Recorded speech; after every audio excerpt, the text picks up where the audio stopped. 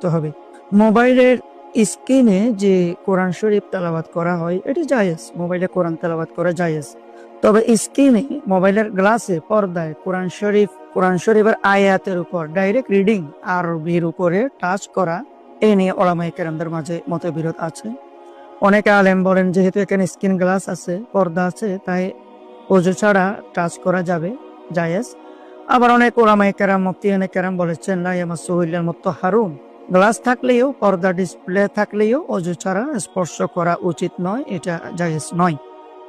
তো মোবাইলের স্ক্রিনে অনেকে কোরআনের আয়াত, মোবাইলের ডিসপ্লেতে পর্দায় কোরআনের আয়াত বা পৃষ্ঠা পিকচার আকারে রাখে আর কি, ওয়ালপেপার থিমস।